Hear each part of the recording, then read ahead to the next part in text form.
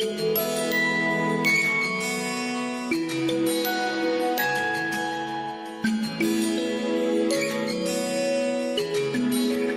to HealthyHouseplants.com, where we tell you all about gardening in the great indoors. Today, we're coming back to take a visit with this avocado tree, which was originally planted from a pit. We did the original video with this tree in 2014 when it was a baby and had been growing in water for quite a while. Then we did another follow-up video a couple months later.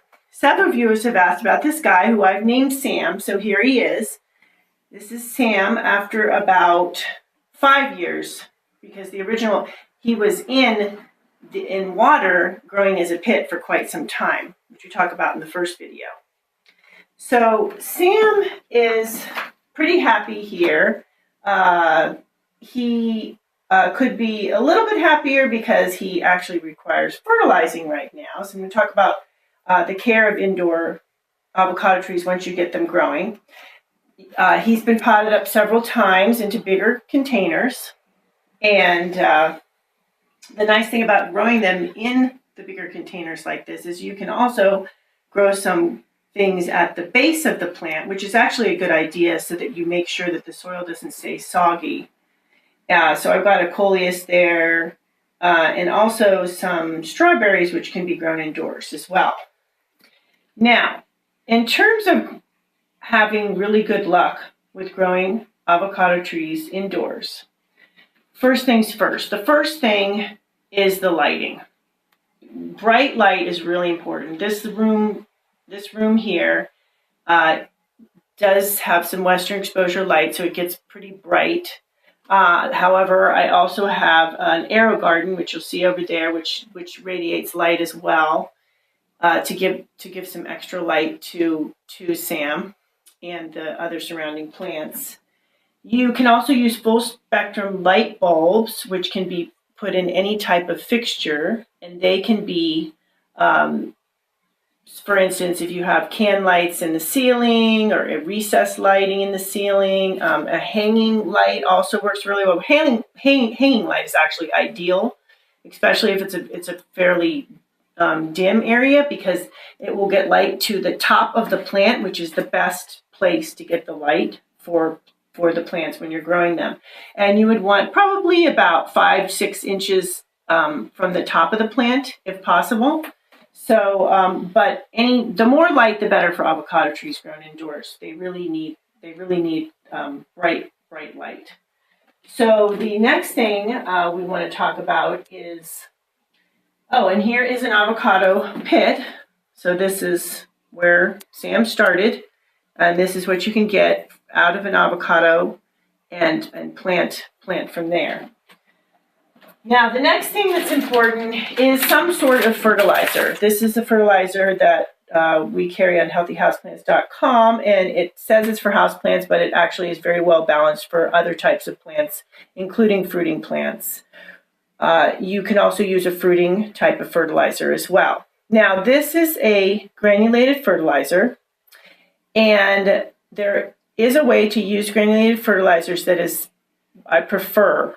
A lot of times the bags will tell you to spread it evenly on the top of the soil. Now, that is okay. However, a lot of times the fertilizer stays on the top of the soil, and you want to get it in a little bit further. And especially with organic foods, which I recommend, that have things like mycorrhizal fungi. And mycorrhizal fungi, what that is, it's microscopic, so you can't see it. It occurs naturally outdoors. And what this fungus does is it attaches to plant's roots and goes out and gets more nutrients and water than the plant could on its own. So that's how our forests grow and any plants your outdoor plants grow. Now, of course, you've got indoors, you have a plant that's in a container. So if you can add mycorrhizal fungi in the form of the potting soil you're using or in the form of the fertilizer you're using, that's great. It will help the plant, and it also helps the plant fight off diseases and be just a really healthy plant. So that is something to keep in mind too. Now, in terms of putting the fertilizer in, what I suggest is using something that is about this size and diameter, maybe a little bit bigger. Wooden dowels also work. And you would want to put holes around in the container and put the fertilizer in those holes. So the holes would be about 2 to 3 inches deep, and depending on the size of the plant. The taller the plant, the deeper you want to go, because the deeper the roots are. And you would sprinkle the fertilizer in there as the package recommends, the amount, and then you water it in. And that way the fertilizer gets to the roots of the plant rather than just sitting on top. The other thing to keep in mind to have really good success with avocado trees is watering. Now, avocado trees are big. They are big on watering. They like a good drink. They can be thirsty plants, especially if they're grown outdoors. So, but however, indoors you do want to still check and make sure the soil's not soggy. So with the avocado tree, within the first 1 to 2 inches starts to dry out, that's when you want to water. A good ways to figure out if it needs watering is to stick your finger in. If it's dried a little bit deeper, then you're talking about it needing water. Another thing is to use a wooden dowel or a chopstick or something like that, and wooden skewer, and put it into the soil. And if it comes out where the soil is falling off, that means that the soil is dry and the plant needs water. If it comes up and there's soil sticking to the plant, to this dowel, as you see here has happened, just with a quick one, that means the soil is wet and no need to water. So, and when you overwater avocado trees, they are susceptible to fungal problems, which will lead to root rot. So you will lose your avocado tree that way. Now, the size of the pot, the dimension of the pot is really important with all house plants and outdoor plants in pots and the avocado tree. What you want is 2/3 plant to 1/3 pot. If you see that croton over there, you'll see that we have 2/3 plant to 1/3 pot. A lot of times people will think, oh my gosh, that pot's way too small. Actually, that pot is a perfect dimension right now for that plant. Now, once that plant gets a little bit bigger, it's going to need a bigger size pot. But I will still stick to the 2/3 top, 1/3 bottom combo. And the reason for that is because what happens when you have too big of a pot, and a lot of times people do this, they think, oh, this is a great idea. I'm going to pot my plant in a bigger pot, and then I won't have to repot it for 10 years. Well, you won't, because the plant will be dead within probably a few months. What happens is the pot, when it has all that soil, it's like you've planted in a lake, because there's not enough roots for the little plant that you put in that big pot to soak up the water. And what happens is fungal disease sets in, the roots get the fungal disease, and the plant then dies of root rot. So very important to have that 2/3, 1/3. You're better erring on the side of a little bit too small of a pot than too big of a pot, because too big of a pot almost always will end with the plant's demise. And that's why I mentioned in the beginning, putting some, if you have you have to put obviously an avocado tree into a bigger pot. So planting around the base is a good idea. A lot of people think that's not good because it might interrupt the growth of the roots down there, but actually it's a better thing. And you can always pull those smaller plants up later if you want to. So keep that in mind. Now, also, we have to talk about, okay, so you're going to have a little bit of pruning every now and then. Obviously, you want to cut out maybe leaves that aren't really doing much or not growing much. So, I've taken this little leaf out for whatever reason, didn't grow that well.